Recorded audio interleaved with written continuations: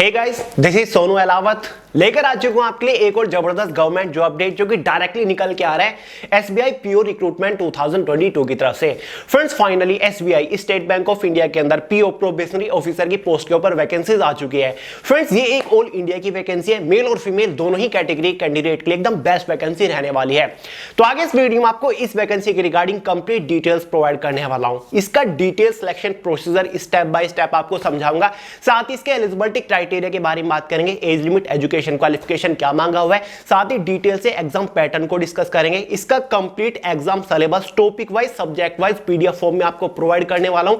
Selection होने के बाद इस पोस्ट के ऊपर आपको इनिशियल इन हैंड सैलरी क्या मिलेगी, एग्जाम सेंटर्स के बारे में बात करेंगे, जॉब लोकेशन के बारे में बात करेंगे, साथ ही जॉब प्रोफाइल को भी डिस्कस करेंगे, यानी कि इस पोस्ट के ऊपर सिलेक्शन होने के बाद आपको काम क्या करना पड़ेगा। तो फ्रेंड्स, काफी जबरदस्त वैकेंसी मानी जाती है, इंडिया की one of the most desirable vacancy में से एक है। तो फ्रेंड्स, अगर आप इस वैकेंसी को लेकर थोड़े से भी इंटरेस्टेड है तो वीडियो को आखिर तक जरूर देखिएगा। तो चलिए फटाफट शुरू कर लेते हैं।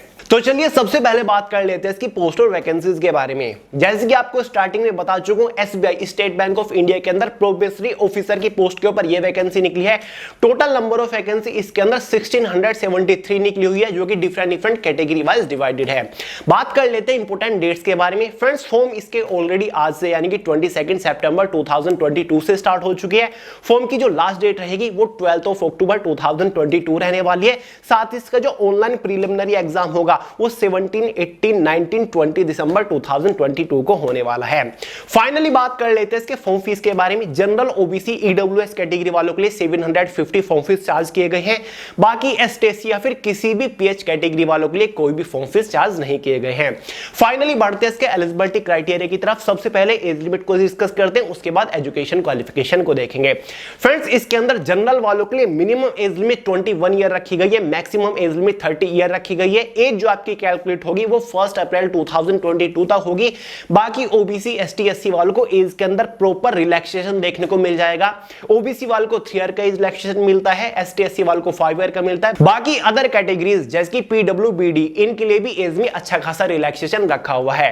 फाइनली बात करते हैं एजुकेशन क्वालिफिकेशन के बारे में। फ्रेंड्स, अगर आपने कोई भी बैचलर डिग्री पास की हुई है तो आप एलिजिबल है, आप इस वैकेंसी के लिए फॉर्म अप्लाई कर सकते हैं। या फिर आप एक एपियरिंग स्टूडेंट है, यानी कि आप अपने ग्रेजुएशन के फाइनल ईयर में है, तब भी आप इस वैकेंसी के लिए फॉर्म अप्लाई कर सकते हैं। लेकिन आपके फाइनल ईयर का जो रिजल्ट है वो 31 दिसंबर 2022 से पहले आ जाना चाहिए, तो आप एलिजिबल है, यानी कि एपियरिंग स्टूडेंट भी अप्लाई कर सकते हैं। बस कट ऑफ डेट का ध्यान रखिएगा।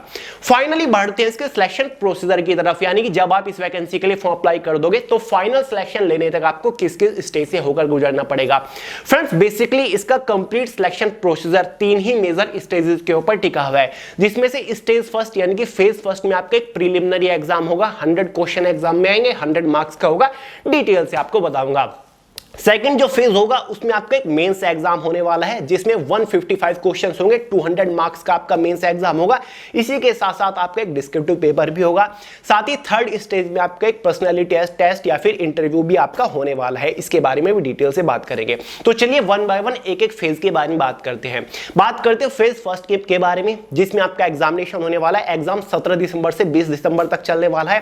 फेज फर्स्ट जो एग्जाम है वो टोटल 3 सेक्शंस के अंदर डिवाइडेड है, यानी कि 3 सब्जेक्ट से एग्जाम में क्वेश्चन आएंगे, जिसमें से एक इंग्लिश लैंग्वेज है, जिससे टोटल एग्जाम में 30 क्वेश्चन आएंगे। एक क्वेश्चन के लिए 1 ही मार्क प्रोवाइड किया जाता है, इसलिए एक सेक्शन आपका 30 मार्क्स का हो जाता है।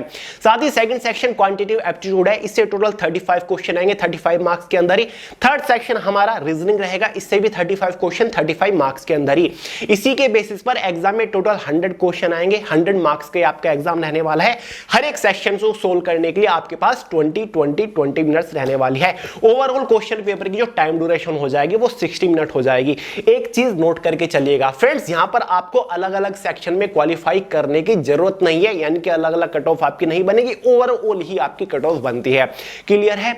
एग्जाम में 1/4 की नेगेटिव मार्किंग भी रहने वाली है। फ्रेंड, जो प्रीलिमिनरी एग्जाम रहेगा वो आपका क्वालिफाइंग नेचर होगा, यानी कि प्रीलिमिनरी एग्जाम में जो आप मार्क्स ऑब्टेन करोगे वो फाइनल कट ऑफ को यानी कि फाइनल सिलेक्शन को इफेक्ट नहीं करेंगे। फाइनल मेरिट में प्रीलिमिनरी एग्जाम के मार्क्स ऐड नहीं होंगे। क्लियर है? ये केवल डिसाइड करेगा कि क्या आप फेज सेकंड के लिए क्वालिफाई कर रहे हो या फिर नहीं। प्रीलिमिनरी एग्जाम की कट ऑफ कैटेगरी वाइज कुछ इस तरीके से डिजाइन करी जाएगी ताकि टोटल नंबर ऑफ वैकेंसीज के 10 टाइम्स यानी कि 10 गुना कैंडिडेट्स को मेंस एग्जाम के लिए क्वालिफाई किया जा सके। बारी आती है मेंस एग्जाम की यानी कि फेज सेकंड एग्जाम की। जो फेज सेकंड एग्जाम है वो आपका 4 डिफरेंट सेक्शंस के अंदर डिवाइडेड है, मतलब 4 सब्जेक्ट से एग्जाम में क्वेश्चन पूछे जाएंगे, ठीक है। जिसमें से एक हमारा रहेगा रीजनिंग एंड कंप्यूटर एप्टीट्यूड, जिससे टोटल 40 क्वेश्चन आएंगे, लेकिन ये 40 क्वेश्चन आपके 50 मार्क्स के अंदर आएंगे और इस सेक्शन को सोल्व करने के लिए आपके पास 50 मिनट्स रहने वाली है। क्लियर है। सेकंड सेक्शन आपका डेटा एनालिसिस एंड इंटरप्रिटेशन रहने वाला है, इससे टोटल 30 क्वेश्चन आएंगे। ये वाला सेक्शन आपका 50 मार्क्स का रहेगा, 45 मिनट टाइम ड्यूरेशन रहेगी इस सेक्शन के लिए। थर्ड सेक्शन हमारा जनरल इकोनॉमिक बैंकिंग अवेयरनेस का रहेगा, 50 क्वेश्चन आएंगे 50 मार्क्स के अंदर ही। इस सेक्शन को सोल्व करने के लिए आपके पास 45 मिनट्स रहेंगे। फोर्थ सेक्शन हमारा इंग्लिश लैंग्वेज का रहेगा, 35 क्वेश्चन 40 मार्क्स के अंदर ही। इस सेक्शन को सोल्व करने के लिए आपके पास 40 मिनट्स रहने वाली है। इसी के बेसिस पर एग्जाम में जो टोटल नंबर ऑफ क्वेश्चंस हो जाते हैं वो 155 हो जाते हैं और क्वेश्चन पेपर की जो टोटल मार्किंग हो जाती है वो 200 मार्क्स हो जाती है और क्वेश्चन पेपर की जो टोटल टाइम ड्यूरेशन हो जाती है वो 3 आवर यानी कि 180 मिनट्स हो जाती है। यहां पर भी आपकी 1/4 की नेगेटिव मार्किंग रखी जाएगी। देखिए फ्रेंड्स, ये आपका ऑब्जेक्टिव रहने वाला है, यानी कि ये चारों सेक्शन से ऑब्जेक्टिव क्वेश्चंस पूछे जाएंगे। इसी के साथ साथ यानी कि जिस दिन आपका मेंस एग्जाम होगा उसी दिन आपका एक डिस्क्रिप्टिव पेपर होने वाला है, ठीक है, जिसमें आपको लेटर राइटिंग और एसे लिखना होता है, यानी कि लेटर करना होता है, साथ ही एसे आपको लिखना होता है, जहां पर यही दो चीज होंगी और ये दोनों चीज आपकी 50 मार्क्स के अंदर होने वाली है, ठीक है। यहां पर आपको लॉन्ग में लिखना होता है, ये ऑब्जेक्टिव सेक्शन आपका नहीं है, ठीक है। 50 मार्क्स का ये सेक्शन आपका डिस्क्रिप्टिव हो गया। एसे और लेटर लिखने के लिए आपके पास टोटल 30 मिनट्स होने वाली है, यानी कि अगर एक तरीके से देखा जाए मेंस एग्जाम आपका टोटल 250 मार्क्स का हो जाता है। क्वेश्चन पेपर की टोटल जो टाइम ड्यूरेशन हो जाती है वो आपकी 3 आवर 30 मिनट यानी कि 3.5 घंटा हो जाती है। क्लियर हुआ यहां तक डाउट? फ्रेंड्स, मेंस एग्जाम की कट ऑफ को कुछ इस तरीके से बनाया जाएगा ताकि थर्ड फेज के लिए टोटल नंबर ऑफ वैकेंसीज के 3 टाइम्स यानी कि 3 गुना कैंडिडेट्स क्वालिफाई हो सके। फ्रेंड्स, आगे बढ़ने से पहले आपको बता दूं, फेज 1 फेज सेकंड दोनों ही एग्जाम का complete detail syllabus topic wise subject wise PDF form में मैंने way to success official Telegram channel के अंदर प्रोवाइड करा दिया है। वहां से पीडीएफ डाउनलोड करके आप देख लीजिएगा कि आपको किस सब्जेक्ट से किस टॉपिक के ऊपर मोस्टली फोकस करना है, तो लिंक डिस्क्रिप्शन बॉक्स में भी है। एग्जाम सेंटर के बारे में भी यहीं पर आपको बता दूं फ्रेंड्स, ऑल ओवर इंडिया के अंदर डिफरेंट स्टेट्स के अंदर डिफरेंट सिटीज के अंदर एग्जाम सेंटर्स आपको दिए जाएंगे। एग्जाम सेंटर्स की कंप्लीट डिटेल इसके ऑफिशियल नोटिफिकेशन में दे रखी है, तो आपको अपने होम स्टेट में भी एग्जाम सेंटर देखने को मिल जाएगा, तो एग्जाम सेंटर एक बड़ा इशू नहीं है। फाइनली बात करते हैं फेज थर्ड के बारे में, जिसमें आपका एक साइकोमेट्रिक टेस्ट होने वाला है जो कि 50 मार्क्स का रहने वाला है। इसको थोड़ा सा ध्यान से समझिएगा फ्रेंड्स। सबसे पहले तो आपके इसमें ग्रुप एक्सरसाइज होगी, जिसको हम ग्रुप डिस्कशन भी पहले बोलते थे, जो कि आपका 20 मार्क्स का रहने वाला है। उसके बाद आपका एक पर्सनैलिटी टेस्ट यानी कि इंटरव्यू होगा, जो कि आपका 30 मार्क्स का रहने वाला है। तो ओवरऑल जो साइकोमेट्रिक टेस्ट है वो आपका 50 मार्क्स का यहां पर हो जाता है। क्लियर है? साइकोमेट्रिक टेस्ट यानी कि फेज थर्ड क्वालिफाई करने के बाद बारी आती है फाइनल सिलेक्शन की, यानी कि फाइनल कट ऑफ की। फ्रेंड्स, फाइनल जो आपका सिलेक्शन होगा ना वो फाइनल मेरिट के बेसिस पर होगा। और फाइनल मेरिट कैसे बनाई जाएगी? फाइनल मेरिट आपकी फेज सेकंड के मार्क्स और साथ ही फेज थर्ड के मार्क्स को कंबाइंड करके एक फाइनल कट ऑफ डिजाइन की जाएगी, जिसके बेसिस पर आपका फाइनल सिलेक्शन होगा। और फ्रेंड्स देखिए, फेज सेकंड यानी कि मेंस एग्जाम टोटल कितने मार्क्स का हो गया था? 250 मार्क्स का हो गया था डिस्क्रिप्टिव को मिलाकर। और जो आपका साइकोमेट्रिक टेस्ट है ये टोटल कितने मार्क्स का है? 50 मार्क्स का है। तो एक तरीके से तो फाइनल कट ऑफ जो बननी चाहिए वो आउट ऑफ 300 मार्क्स में से बननी चाहिए, लेकिन final cut off out of 300 marks में से नहीं बनेगी। फाइनल कट ऑफ जो बनेगी वो 100 मार्क्स में से बनेगी। अब ऐसा क्यों? जो आपका फेज सेकंड के मार्क्स थे 250 मार्क्स थे, उनको कंप्रेस किया जाएगा, उनको नॉर्मलाइज किया जाएगा, ठीक है। और नॉर्मलाइज करके जो आपके 250 मार्क्स थे वो हमारे 75 मार्क्स में आ जाएंगे, कंप्रेस उनको कर दिया जाएगा।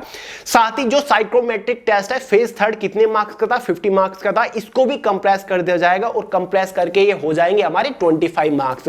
इसलिए 75 प्लस 25 मार्क्स यानी कि phase second plus phase third marks दोनों को कंबाइन करके ओवरऑल जो मार्किंग हो गई वो हमारी 100 मार्क्स की हो गई। तो जो फाइनल कट ऑफ बनेगी ना वो 300 मार्क्स में से ना बन के उनको कंप्रेस करके आउट ऑफ 100 मार्क्स में से बनेगी, उनको नॉर्मलाइज कर दिया जाएगा, ठीक है। तो फाइनल कट ऑफ आपकी 100 मार्क्स में से यहां पर बनेगी। और जैसे कि शुरुआत में बता चुका हूं, फेज फर्स्ट जो आपका एग्जाम होगा यानी कि प्रीलिमिनरी जो एग्जाम होगा वो केवल क्वालिफाइंग नेचर होते हैं, उसके जो मार्क्स है वो फाइनल कट ऑफ में ऐड नहीं होते। फाइनल सिलेक्शन जो होता है वो फेज सेकंड और फेज थर्ड के परफॉर्मेंस के बेसिस पर होता है। क्लियर है? यहां तक डाउट क्लियर हो गया आपका? बाकी डिटेल नोटिफिकेशन में दे रखी है, आप वन बाय वन देख लीजिएगा। जो आपकी कट ऑफ बनती है वो आपकी कैटेगरी वाइज बनती है, general, OBC, ST, SC, EWS की अलग अलग। अब बारी आती है सिलेक्शन होने के बाद एसबीआई पीओ की पोस्ट के ऊपर आपको इनिशियल इनहैंड सैलरी कितनी मिलेगी। देखिए फ्रेंड्स, इस पोस्ट का जो बेसिक पे है ना वो 41,960 है, लेकिन इसी के साथ साथ आपके कुछ इंक्रीमेंट, साथ ही कुछ अलाउंसेस जुड़ेंगे इस बेसिक सैलरी में, जिसके बाद आपकी इनिशियल इनहैंड सैलरी हो जाती है लगभग 55,000 के आसपास, यानी कि जस्ट आफ्टर सिलेक्शन ज्वाइनिंग पर जो आपकी सैलरी रहेगी वो लगभग 55,000 के आसपास आपको मिलेगी with all and extra allowances के साथ। तो सैलरी अपने आप में अच्छी खासी है। हर साल सैलरी में आपको एक अच्छा खासा इंक्रीमेंट देखने को मिलता रहेगा, यानी कि हर साल सैलरी आपकी इंक्रीज होती रहेगी जैसे जैसे आप काम करते रहोगे।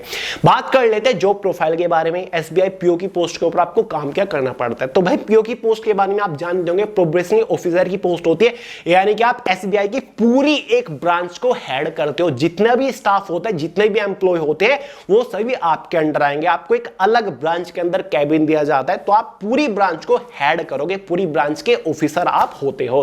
तो अपने आप में काफी बड़े लेवल की ये पोस्ट मानी जाती है। जॉब लोकेशन के बारे में बात करें तो ऑल ओवर इंडिया की वैकेंसी है। ऑल ओवर इंडिया के अंदर आपकी जॉब लोकेशन रह सकती है, लेकिन काफी ज्यादा जॉब लोकेशन आपके परमानेंट एड्रेस के अकॉर्डिंग वेरी करती है, यानी कि आपको अपने होम स्टेट में भी जॉब लोकेशन देखने को मिल जाती है। तो फ्रेंड्स, ये है इसका complete selection procedure. I hope मैं आपको अच्छे से समझा पाया हूंगा। अगर कोई डाउट बन रहा है तो कमेंट करके पूछ लीजिएगा, वरना मैं आपको सोनू एलहाद के नाम से इंस्टाग्राम के ऊपर भी मिल जाऊंगा।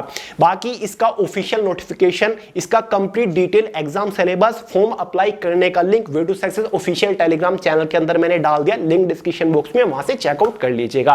तो चलिए दोस्तों, इस वीडियो में इतना ही रखते हैं। अलविदा लेने से पहले आपको बता दूं, वे टू सक्सेस की ये जो तीनों बुक है अब कॉम्बो में भी अवेलेबल है। लास्ट 12 मंथ्स की करंट अफेयर की book, objective topic wise general awareness की book, subjective conceptual topic wise general awareness की ये बुक। और आपको पता है फ्लिपकार्ट, अमेजोन के ऊपर फिलहाल फेस्टिवल सेल वगैरह चली हुई है, उसमें आपको डिस्काउंट देखने को मिल जाएगा अगर आप तीनों बुक को एक साथ परचेज करते हो। तो लिंक डिस्क्रिप्शन बॉक्स में, अमेजोन, फ्लिपकार्ट से आप इजीली परचेज कर सकते हो। धुआंधार तैयारी शुरू कर दीजिए, क्योंकि हर एक एग्जाम के लिए मोस्ट इंपोर्टेंट बुक्स हैं। तो चलिए दोस्तों, वीडियो पसंद आई हो तो हमेशा की तरह दबा के लाइक करिएगा, दोस्तों का शेयर करिएगा, चैनल को सब्सक्राइब करना मत भूलिएगा। मिलते हैं यार अगली वीडियो में बहुत जल्द, तब तक के लिए जय हिंद।